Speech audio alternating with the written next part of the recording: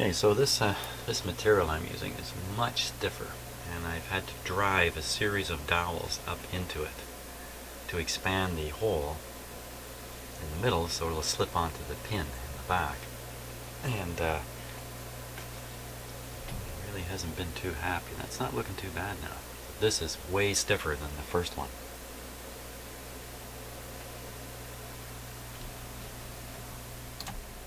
Okay, well, I'm going to have to take off the old one here and put on the new one. You can see my camera here now. It's right here, pointing down, and that's what it sees. So we'll pick off the old one here.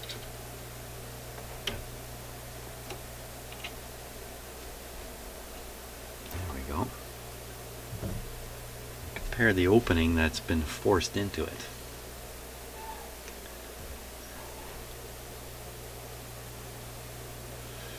With this one that I've been working on. Ooh. Way small yet. Wow. Okay. Let me pound this open a little bit further. So here's what I'm doing to open up the inside of this. The shaft of this little screwdriver is just about right. So I've just been pounding this on here, like so.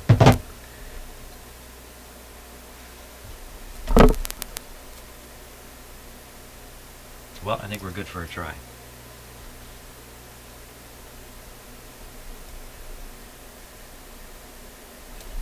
Yeah, I can push it in now, so boost it up a bit more.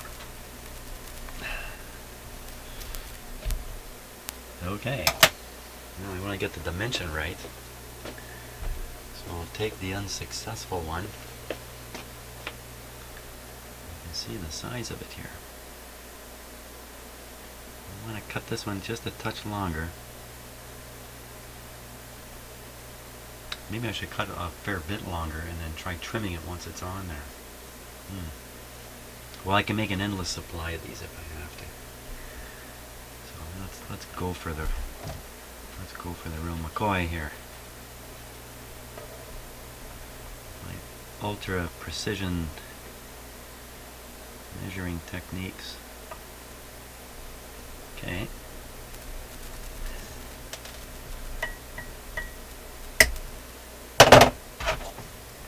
Probably squeezed it down closed again.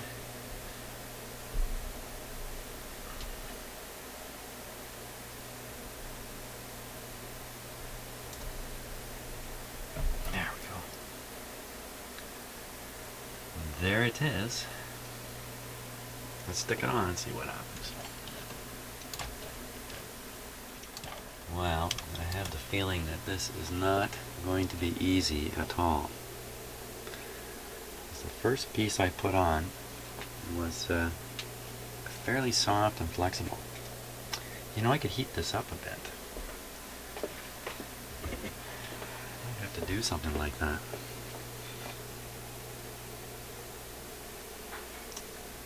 Let's see what we can do as it is now.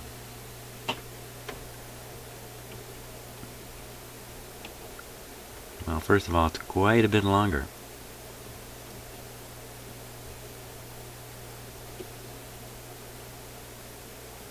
It's supposed to be just over the top of that. I think it's a little too long. It's going to be tricky to cut this now. Tricky, tricky, tricky.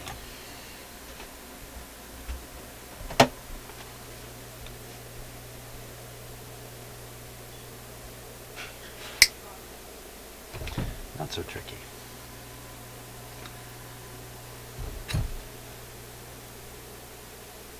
Okay.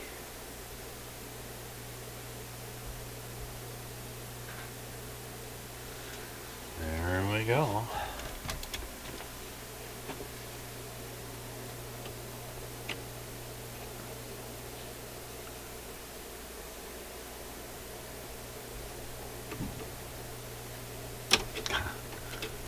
Pretty tough to do here. Oh, yeah, that's right. I can push that plunger down. I keep forgetting the secrets I've learned.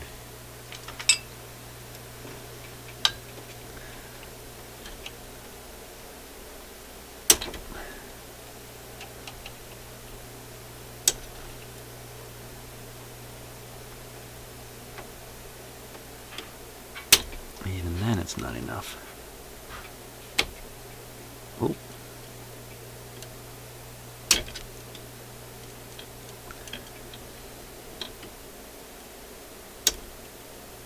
Okay, slowly now.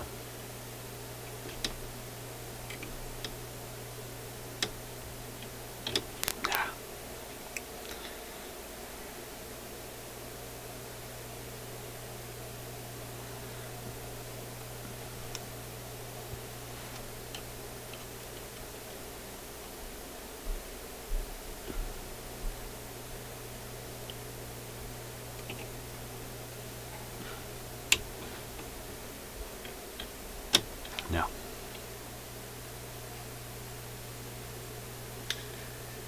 Wow.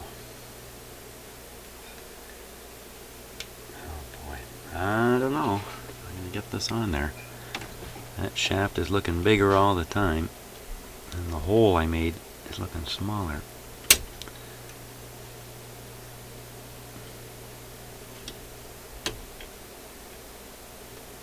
Okay, man, this is it.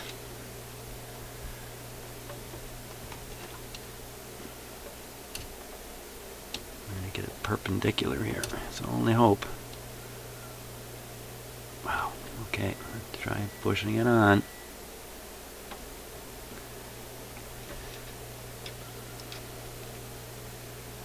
Get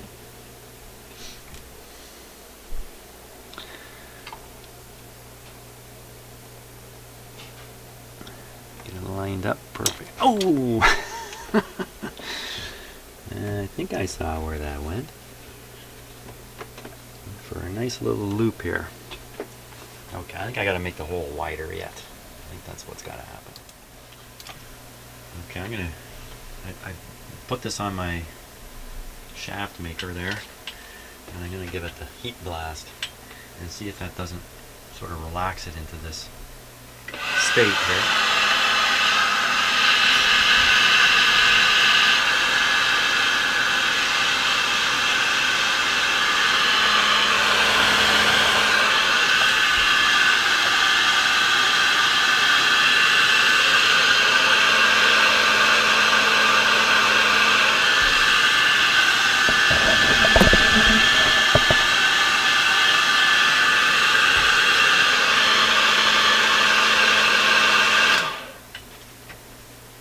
Pretty good way to warm up my shop. Oh, how hot is that?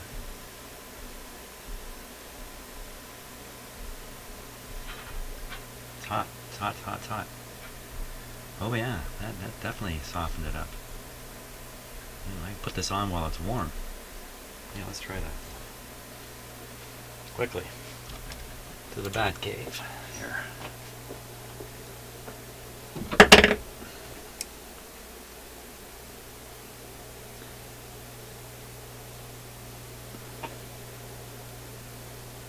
Yikes. Yikes.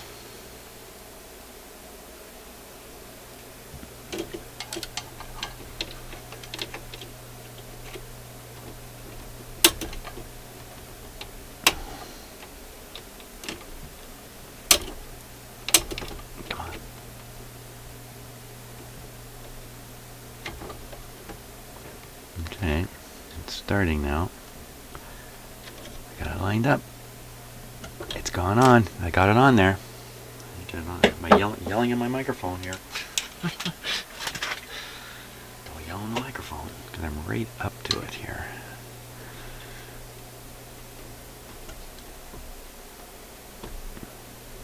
Yeah, that's going on good. It's even got the springiness. Hey, let's try that. I say, with the sound of hope in my voice.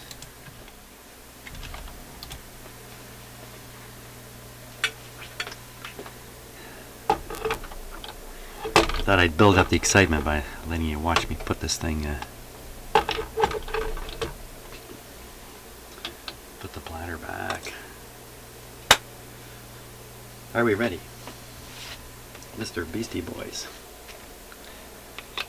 I think these guys are really the Beastie Men now.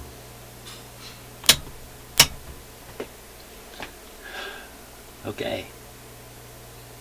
Show me the way. Here we go.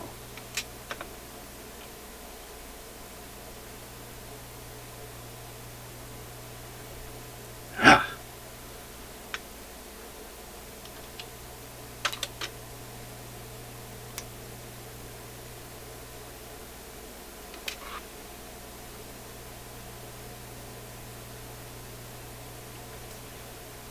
Well.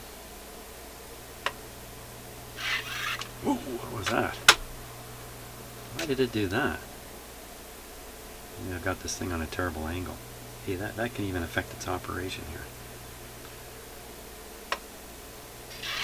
Yow!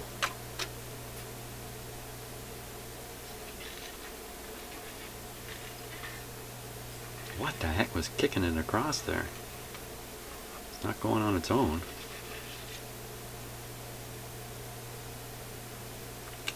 The stupid pimple is too big. I bet you that's the problem.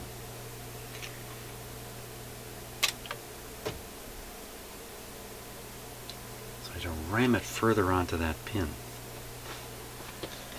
Okay, I'm going to ram it further on the pin and we'll see what happens. Okay, change of plan. Before I do anything, I'm going to watch this operate. So I put the camera here again so we can watch right in the back. Slightly different angle this time. And you know what's interesting about this particular choice of material is it's clear. The polyethylene is clear and you can see the post right through. And it does look much too long in accordance with the diagrams I was studying from the internet. It looks way too long. So let's watch it operate once. See what it does here. Here we go.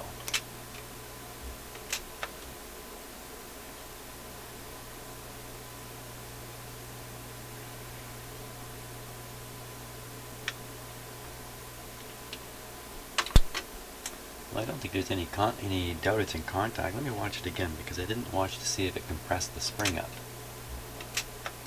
Yeah. And at that point it's too long. I must shorten it. And I think that's just a matter of sticking my cutters in there. Let's just see if it's that easy. I find myself working in the camera view again. Good luck on getting the cutters in the right spot here. Now, you know what? If I have to look directly at this, I can't do it like this. Okay, I'm going to do something unusual and reshoot the last piece because I had the wrong cameras on all the time. So I'll reshoot my test here. And you can see where the close-up camera is looking. Here's what the close-up camera sees. You can see my little white guy there. Let me just move the camera around a bit and get an idea of the relative location of things. And that's a much better view actually, like this. Hang on one second. Hold on to your seats. Yeah, that's a lot better view. Let's let her rip here.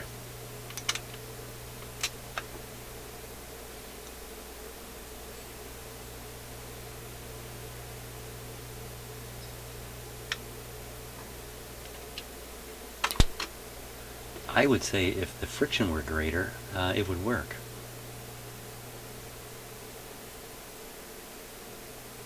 That's what I would say about that.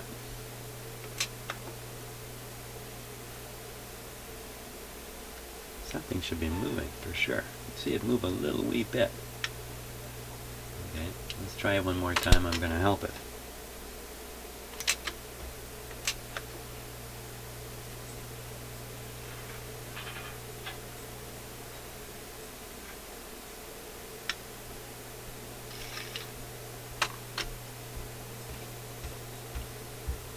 Kind of weird. Let me take this all the way to the inside of the record and let her rip.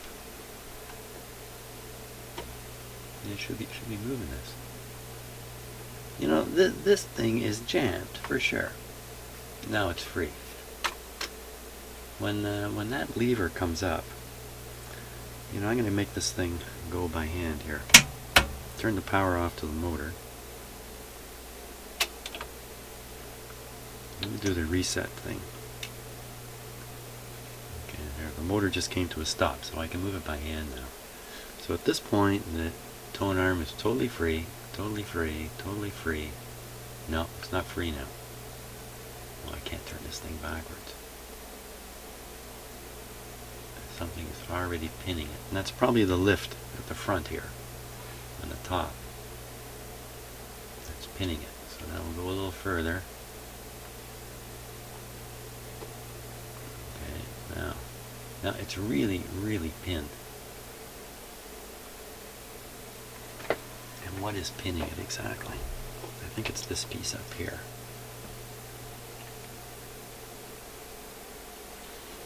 Get at it from the other. I can't really see it when I got a record on. It's a little hard to get at it. There it is there. Wait a minute. Doesn't seem to be in. Doesn't seem to be in contact here. Quick, bring some light onto the topic here.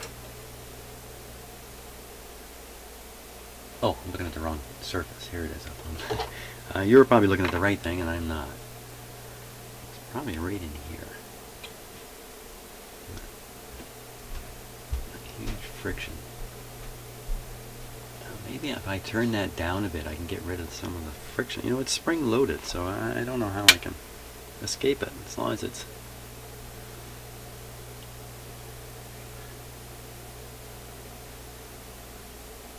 Yeah, not clear what I'm raising and lowering. It's not moving the tone arm up and down.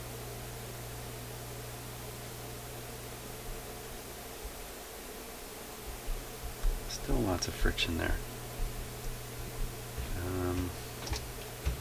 Just as an experiment, let me turn this guy. No, this shouldn't affect it. It's lifted not by the cueing arm, but it's being lifted by that black lever underneath. The black lever kind of overrides everything. So ramming this lift piece so tight.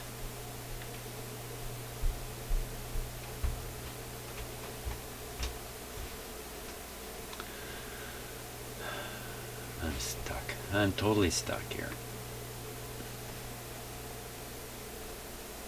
You know, unless I just don't have that little rubber piece, that little piece underneath right yet.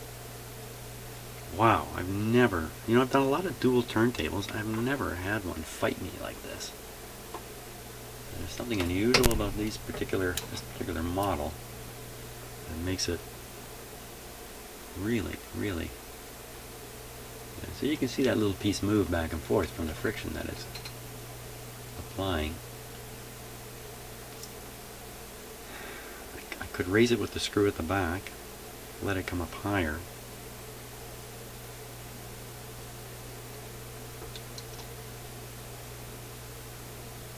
Okay, let me continue the motion of the record here.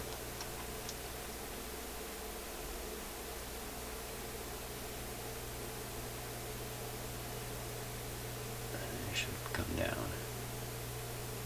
Ooh. What happened? It's not coming down.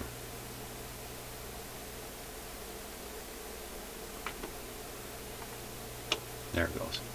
I just didn't quite turn it far enough. How do you like that? Now I did it without looking. Okay, so now it's down on the record. That's the cueing lift.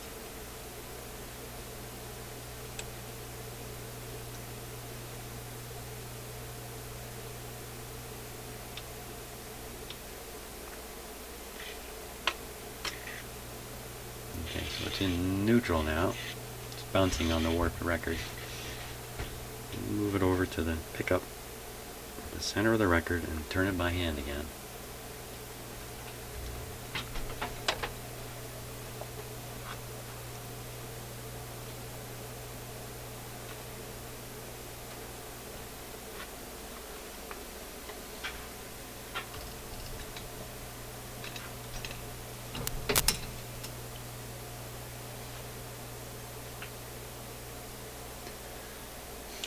Okay.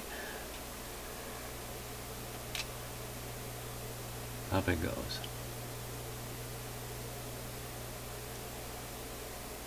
And this thing is really being held. I think it's being held by pressure right in that spot we're looking at, even though it's a little bit out of focus there. Right in that spot.